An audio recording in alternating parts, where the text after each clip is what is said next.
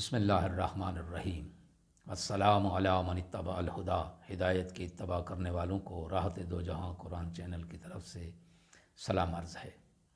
تمام تعریفیں اس پروردگار کے لیے ہیں جس کی عظمت کے سامنے تمام عظمتیں پست اور حقیر ہیں۔ لاکھوں درود و سلام ہوں محمد و آل محمد پر۔ صاحبان ایمان، سامعین کرام، ہمارے آج کے سبق کا موضوع ہے سورہ بقرہ کی آیت نمبر 62۔ آئیے اللہ تبارک و تعالیٰ کے پاک نام سے ابتدا کرتے ہیں۔ بسم اللہ الرحمن الرحیم۔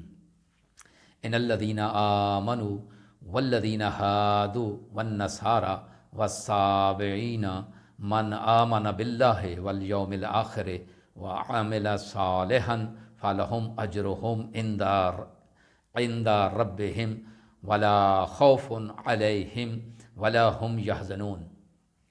اس کا ترجمہ یہ ہے، بے شک جو لوگ ایمان لا چکے ہیں اور جو لوگ یہودی ہوئے اور نصارہ اور صابئین میں سے جو کوئی اللہ اور روز آخرت پر ایمان لائے اور نیک اعمال بجا لائے تو ان کے رب کے پاس ان کا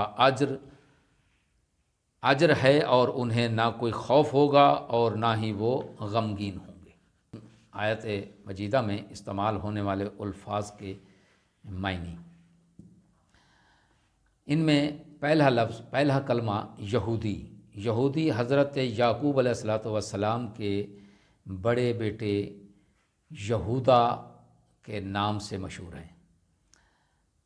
ان کا نام یہودا بتایا جاتا ہے۔ اس سے 12 خاندان ظہور پذیر ہوئے جو حضرت داؤد اور حضرت سلیمان علیہ السلام کے دور میں متحد رہے، لیکن حضرت سلیمان علیہ السلام کے بعد ان میں اختلاف پیدا ہوا اور وہ 2 حصوں میں بٹ گئے، ایک یہودا اور دوسرا بنی اسرائیل کے نام سے موسوم ہوا۔ یہ پھر 2 خاندان ہو گئے۔ تو اس کے بعد جب دوسری اقوام ان پر غالب آ گئیں اور یہ لوگ محکوم اور اسیر بن گئے تو ان کا مشترکہ نام یہود استعمال ہونے لگا۔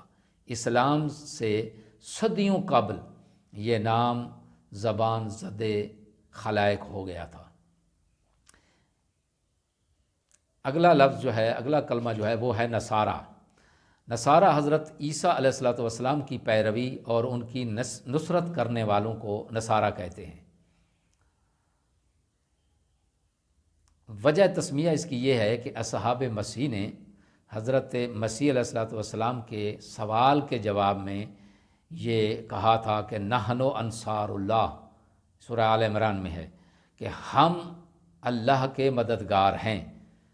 اس لیے اس دین کے پیروکاروں کا نام ہی نصرانی پڑ گیا اور نصرانی کہلانے لگے۔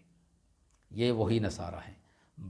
بعض حضرات کے نزدیک نصرانی برخلاف قاعدہ شہر ناصرہ سے منسوب ہے، جہاں حضرت عیسیٰ علیہ السلام کی والدہ سکونت پذیر تھیں اور وہیں حضرت عیسیٰ علیہ السلام کی پرورش بھی ہوئی۔ اگلا کلمہ ہے صابئین۔ یہ لفظ عبری ہے۔ ماہرین کا خیال ہے کہ عبری میں یہ سبا سواد بے عین ہے، یہ تھا جسے عربی میں سبا سواد بے الف حمزہ کر دیا گیا۔ عبری میں اس کا مطلب ہے پانی کے اندر جانا، جسے وہ تعمید کہتے ہیں اور جو اس دین کے بنیادی اعمال میں سے ایک ہے، اور عربی میں آخری حرف عین کو حمزہ سے بدل دیا گیا جس کا معنی ہے دین سے خارج ہونا۔ یہ لوگ اپنے مذہب کو حضرت یحییٰ بن زکریا علیہ السلام سے منسوب کرتے ہیں اور اس وقت بھی عراق اور ایران کے علاقے خوزستان میں ان کی قلیل سی تعداد آباد ہے۔ اس آیت کی تفسیر یوں ہے کہ اللہ اور روز آخرت پر ایمان لانے والے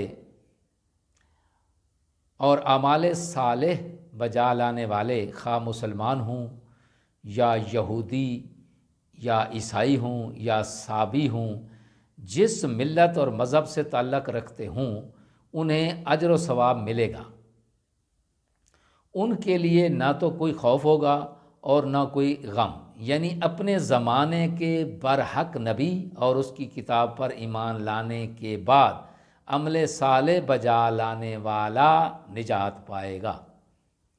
شان نزول اس کا یہ ہے کہ حضرت سلیمان فارسی نے حضرت رسول اکرم صلی اللہ علیہ وآلہ وسلم سے سوال کیا، میرے ان ساتھیوں کا کیا بنے گا جو اپنے دین پر عمل پیرا تھے اور عبادت گزار تھے؟ اس پر یہ آیت نازل ہوئی۔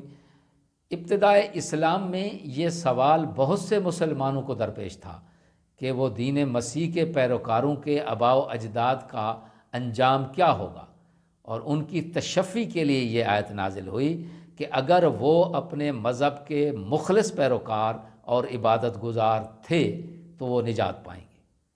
اس آیت میں بیان ہونے والا ایک ہی نقطہ ہے کہ ہر دور کے اہل ایمان کو دونوں جہانوں میں امن اور سکون ملے گا۔ خداوند عالم ہمیں اپنے دین پر مکمل طریقے سے عمل کرنے کی توفیق عطا فرمائے۔ وما علینا الا البلاغ المبین۔